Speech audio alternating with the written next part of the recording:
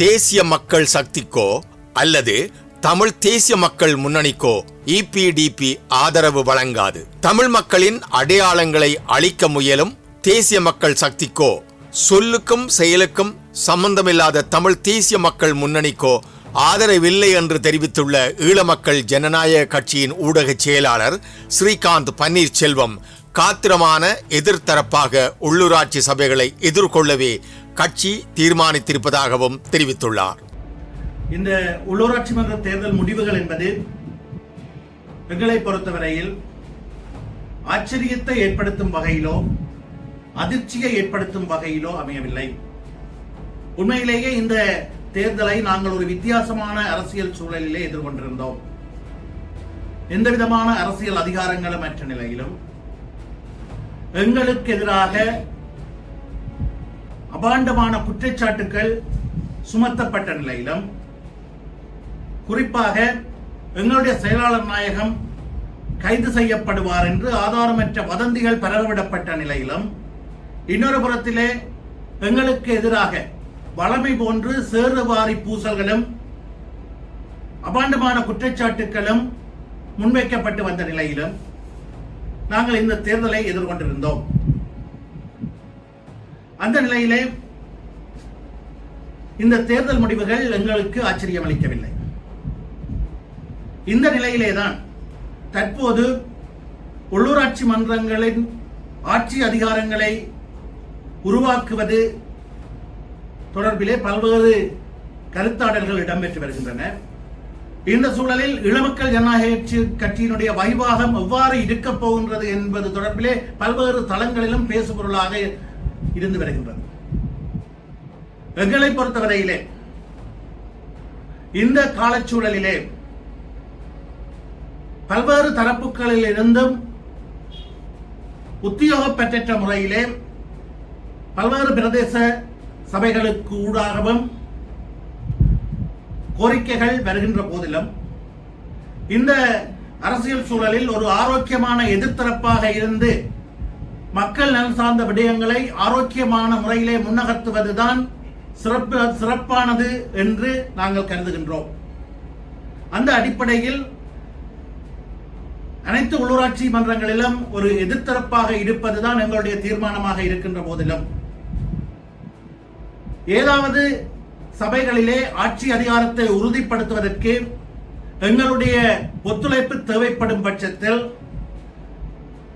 ஆட்சி அமைக்க விரும்புகின்ற தரப்புகள் உத்தியோகபூர்வமாக எம்மை அணுகுமாக இருந்தால் தேசிய மக்கள் சக்தி, தமிழ் தேசிய மக்கள் முன்னணி தவிர்ந்த தரப்புகளுக்கு ஆதரவளிப்பதற்கு நாங்கள் தயாராக இருக்கின்றோம், அல்லது அது தொடர்பிலே பரிசீலிப்பதற்கு தயாராக இருக்கின்றோம். இங்கே தேசிய மக்கள் சக்திக்கு ஆதரவளிப்பதில்லை என்ற எங்களுடைய தீர்மானத்தை இன ரீதியான கருத்தாகவோ அல்லது இனவாத சிந்தனையின் வெளிப்பாடாகவோ யாரும் கருதிவிடக் கூடாது. எங்களுடைய மக்களுடைய அபிலாஷைகளை வென்றெடுக்க வேண்டுமாக இருந்தால் தேசிய நல்லிணக்கம் என்பது இன்றியமையாதது என்பதை 1990ஆம் ஆண்டு நாங்கள் தேசிய நீரோட்டத்தில் இணைந்ததில் இருந்து வலியுறுத்தி வருகின்ற ஒரு தரப்பாகவே இருக்கின்றோம். அன்று தொட்டு தென்னிலங்கையிலே மாறி மாறி ஆட்சிக்கு வருகின்ற அரசாங்கங்கள் எங்களுடைய தேசிய நல்லிணக்கத்தின் அவசியத்தை புரிந்து கொண்டு அதனை சாதகமாக பரிசீலிக்கின்ற ஒரு நிலைதான் காணப்பட்டது. அதனூடாக எங்களுடைய மக்களுடைய பல்வேறு பிரச்சனைகளுக்கான தீர்வை நாங்கள் பெற்றிருக்கின்றோம். எங்களுடைய அரசியல் உரிமை பிரச்சனையை கணிசமான தூரத்திற்கு நகர்த்துவதற்கு அல்லது அதனுடைய இருப்பை பாதுகாப்பதற்கு பல்வேறு முயற்சிகளை நாங்கள் செயல்படுத்தி இருக்கின்றோம் அல்லது வென்றிருக்கின்றோம். ஆனால் தற்போது ஆட்சிக்கு வந்திருக்கின்ற தேசிய மக்கள் சக்தி தேசிய நல்லிணக்கம் பற்றிய புரிதலின்றி அதன் அவசியத்தை புரிந்து கொள்ளாமல் செயல்படுகின்ற சூழலில் அதனை ஆதரிப்பது அர்த்தமற்றது என்ற நிலையிலும் தேசிய மக்கள் சக்தியினுடைய நிலைப்பாடு என்பது ஒன்றுபட்ட இலங்கை, அனைவரும் இலங்கையர்கள், எல்லோருக்கும் சமத்துவம் என்ற கோஷங்களை முன்வைத்து எங்களுடைய மக்களுடைய தனித்துவங்களையும் அடையாளங்களையும் நீத்து போகச் செய்கின்ற ஒரு ஆழமான அரசியல் நடவடிக்கைகளை முன்னெடுத்து வருகின்ற நிலையிலும் எங்களுடைய தேசியம், தமிழ் தேசியம், எங்களுடைய தாயக கோட்பாடு ஆகியவற்றை வலுவிழக்க செய்யும் வகையிலான வேலை திட்டங்களை முன்னெடுத்து வருகின்ற நிலையிலும் அவர்களுக்கு ஆதரவு அளிப்பது சாத்தியமற்றது என்ற நிலையிலே அந்த தீர்மானத்தை முன்னெடுத்திருக்கின்றோம்.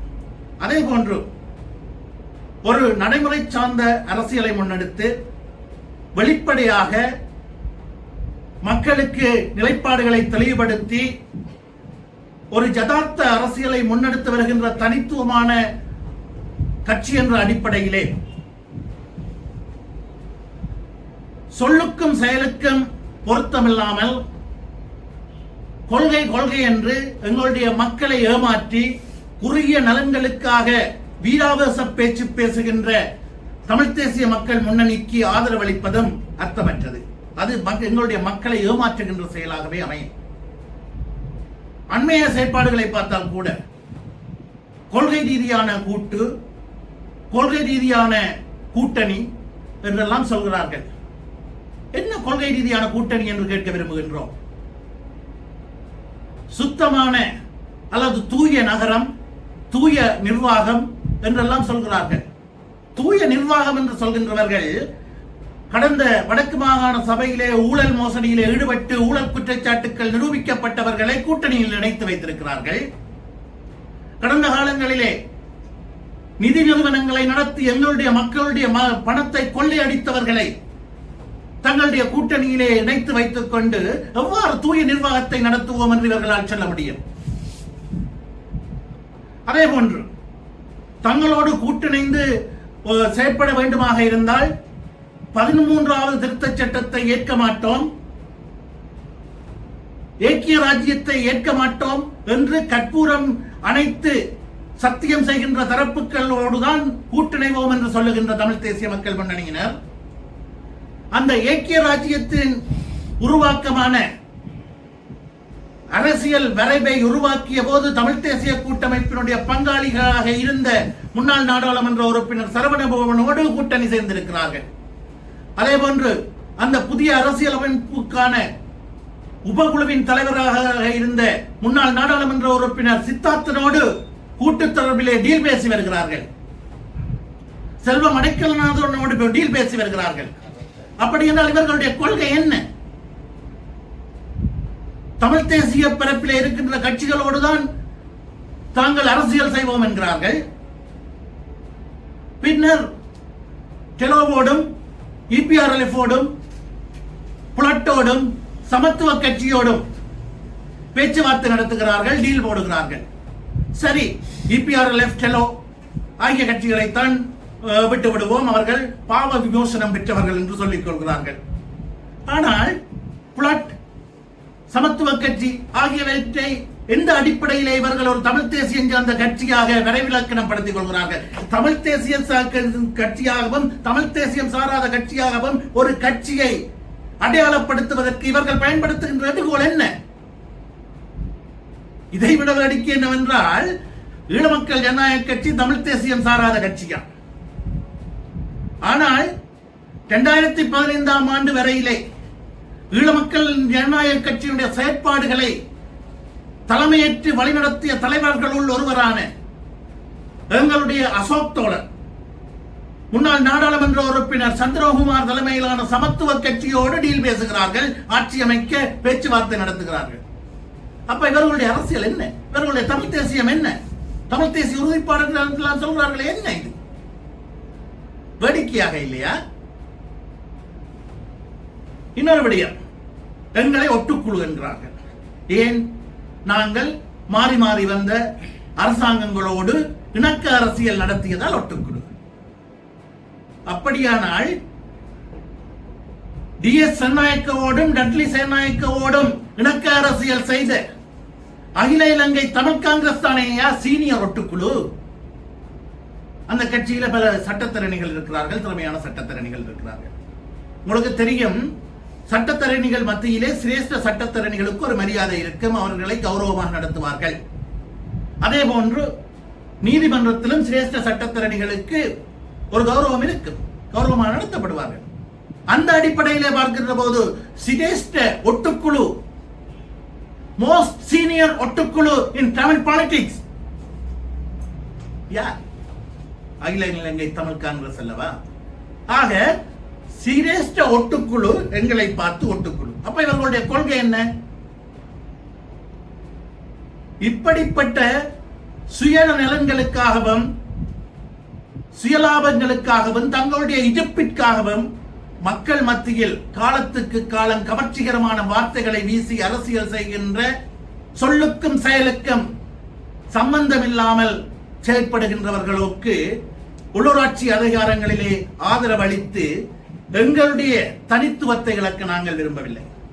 நீண்ட காலமாக வெளிப்படையாக மக்களுடைய பிரச்சனைகளை தீர்க்கும் நோக்கோடு கிடைக்கின்ற ஒவ்வொரு சந்தர்ப்பங்களையும் பயன்படுத்தி வருகின்ற டக்ளஸ் தேவானந்தா தலைமையிலான ஈழமக்கள் ஜனநாயக கட்சி பிரச்சனைகளை தீரா பிரச்சனைகளாக வைத்திருந்து அதிலிருந்து அரசியல் செய்ய முற்படுகின்றவர்களுக்கு ஆதரவளித்து எங்களுடைய தனித்துவத்தை இழக்க நாங்கள் விரும்பவில்லை என்ற அடிப்படையிலே நாங்கள் இந்த உள்ளூராட்சி அதிகார சபை அமைக்கின்ற விடயத்திலே குறித்த இரண்டு தரப்புகளையும் தவிர்ந்த ஏனைய தரப்புகள் எங்களை அணுகும் பட்சத்தில் அவர்களுக்கான ஆதரவை வழங்குவதற்கான தீர்மானத்தை மேற்கொண்டிருக்கின்றோம். எங்களுடைய பொதுவான நிலைப்பாடு எதிர்த்தரப்பிலே இருந்து ஒரு ஆரோக்கியமான எதிர்த்தரப்பாக செயல்படுவதுதான் என்பதை எங்களுடைய மக்களுக்கு தெளிவுபடுத்த வேண்டும். உத்தியோகப்பட்ட முறையில சில தரப்புகள் பேசியிருப்பதாக கூறியிருக்கிறீர்கள். அவ்வாறு உத்தியோகப்பட்ட முறையில எந்தெந்த கட்சிகள் உங்களோட பேச்சுவார்த்தை நடக்கும்? குறிப்பாக யாழ் மாவட்டத்தை பொறுத்தவரையிலே ஆட்சி அமைக்க வாய்ப்புகளை கொண்ட அனைத்து கட்சிகளுமே அந்த உத்தியோகப்பட்ட முறையிலே எங்களோடு தொடர்பு கொண்டிருக்கின்றன. அந்தந்த பிரதேச சபையை சார்ந்தவர்கள் அல்லது இரண்டாம் கட்ட தலைவர்கள் தொடர்பு கொண்டிருக்கிறார்கள். அதிலே நான் ஏற்கனவே சொன்ன போன்று தமிழ் தேசிய பேரவை என்று சொல்லப்படுகின்ற கட்சியை பிரதிநிதித்துவப்படுத்தி சில உள்ளூராட்சி மன்றங்களிலே வெற்றி பெற்றவர்கள் கூட தொடர்பு கொண்டிருக்கிறார்கள். அதே போன்று தேசிய மக்கள் சக்தியை சேர்ந்தவர்களும் தொடர்பு கொண்டிருக்கிறார்கள். அவ்வாறு ஆட்சி அமைக்க வாய்ப்புள்ள அனைத்து தரப்புகளும் எங்களோடு தொடர்பு கொண்டிருந்த போதிலும் எங்களுக்கு கடந்த காலங்களிலே ஒரு கசப்பான அனுபவங்கள் இருக்கின்றது. உத்தியோகப்பற்ற முறையிலே ஆதரவை கேட்காத சூழலிலே ஒரு நல்லெண்ண அடிப்படையிலே ஆதரவை வழங்கிவிட்டு பின்னர் அவர்கள் அந்த ஆதரவை எள்ளிநகையாடியதையும் ஒரு சிறுபிள்ளைத்தனமாக கையாண்ட வரலாறு இருக்கின்றது. குறிப்பாக உங்களுக்கு தெரியும், தமிழ் தேசிய மக்கள் சக்தியிலிருந்து பிரிந்து வந்த மணிவண்ணன் கூட ஒரு கட்டத்திலே எங்களுடைய ஆதரவை பெற்று யாழ் மாநகர சபையினுடைய மேயராகிய பின்னர் நாங்கள் அவர்கள் இபிடிபியிடம் ஆதரவு கேட்கவில்லை, அவர்களாக தந்தார்கள் என்று ஒரு சிறுமைப்படுத்தும் வகையிலே அந்த எங்களுடைய நல்லெண்ணத்தை ஏளனம் செய்திருந்தார். அவ்வாறான கசப்பான அனுபவங்கள் இன்னும் பல இருக்கின்ற சூழலிலே நாங்கள் இந்த இடத்திலே உறுதியாக இருக்கின்றோம். இந்த இரண்டு தரப்புகளையும் சேர்ந்த இன்னொரு தரப்பு உத்தியோகபூர்வமாக அந்த ஆதரவை கோரும் பட்சத்தில் அதற்கான ஆதரவை பரிசீலிப்பது. யாழ் மாவட்ட உள்ளூராட்சி மன்றங்களில் அதிகளவான ஆசனங்களை பெற்ற கட்சி மேயர் வேட்பாளரையோ அல்லது தவிசாளர் வேட்பாளரையோ முன்னிறுத்துகின்ற போது அதிலே இபிடிபியின் செயற்பாடு அவர்கள் உத்தியோகபூர்வமாக எங்களுடைய கட்சியை அணுகி எங்களுடைய தலைமையை அணுகி அதற்கான ஆதரவை கோரும் பட்சத்தில் அது தொடர்பிலே பரிசீலிப்போம். அவ்வாறான கோரிக்கை முன்வைக்கப்படாத பட்சத்திலே நாங்கள் அந்த களச்சூழலை பொறுத்து தீர்மானம் எடுப்போம். எவ்வாறாக இருந்தாலும் எங்களுடைய இறுதி நோக்கம் என்பது இந்த பிரதேசத்தை சேர்ந்த தமிழ் கட்சிகள் தான் இந்த உள்ளூராட்சி மன்றங்களை ஆள வேண்டும், அதுதான் மக்களுடைய அபிலாஷைகளாக இருக்கின்றது என்ற விடயமும் தேர்தல் முடிவுகளிலே பிரதிபலித்திருக்கின்றதையும் நாங்கள் கவனிக்கிறோம். யாழ்ப்பாண மாநகர சபையில் குறிப்பாக 3 கட்சிகள் 10க்கும் மேற்பட்ட ஆசனங்கள் பெற்றிருக்கு. அதில் உங்களுடைய ஆதரவு இல்லை? ஏற்கனவே சொல்லிவிட்டேன், 2 கட்சிகளுக்கான ஆதரவை தெரிவிப்பதில்லை என்பதிலே நாங்கள் உறுதியாக இருக்கின்றோம். ஆக யாழ் மாநகர சபையை பொறுத்தவரையில் தமிழரசு கட்சி தான் எஞ்சி இருக்கின்றது. தமிழரசு கட்சி உத்தியோகபூர்வமான முறையிலே அணுகும் பட்சத்தில் அது தொடர்பிலே பரிசீலிக்கலாம். ஈழமக்கள் ஜனநாயக கட்சி ஏதாவது ஒரு சபையில் ஆட்சி அமைப்பு முயற்சியை மேற்கொள்வது? ஈழமக்கள் ஜனநாயக கட்சி தீவகத்திலே சில சபைகளை அமைப்பதற்கான வாய்ப்புகள் இருக்கின்றது.